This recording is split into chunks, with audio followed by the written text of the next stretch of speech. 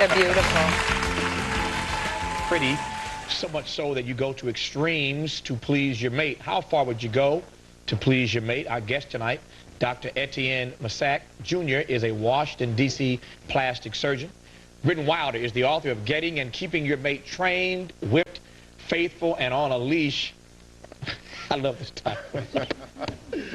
He wrote the book, not me. How far do you think is too far? What's an extreme for a sister to go to please a man? I think if she's willing to become a man for a man, that might be a little bit too far. What do the doctors and those who are here with me in Washington come down on this question? Let me start with you, Dr. Massac. First on this plastic surgery question. Since you are a plastic surgeon, what do you counsel people when they come in?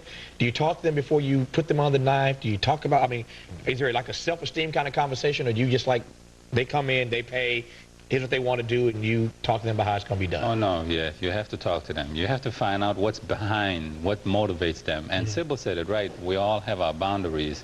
And sometimes in this society, it's this, this aspect is so mixed. For example, men and all of us put so much value on breasts that people will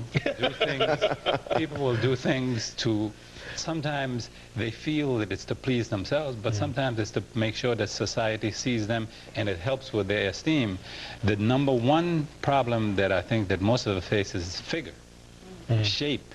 And we have a problem with obesity and a lot of weight, and people will do a lot of things to have a tummy tuck and to get that hourglass figure. And so we see a lot of that, and is it because, the question really is it, I don't think it's a psychosis, I think it's the boundaries that we set. I think that some people set boundaries that they feel that they're pleasing themselves, but actually sometimes it's mixed because they are actually doing it for a mate, and sometimes the bill is being footed by the mate. Okay. I see this look on your face like... Well, I happen to agree with him, because a lot of times that, you know, dating has changed so much, and everybody's concentrating on is trying to catch, trying to please someone. And a lot of times, you know, a lot of women, unfortunately, have their self-esteem is so low that they destroy themselves trying to please someone else.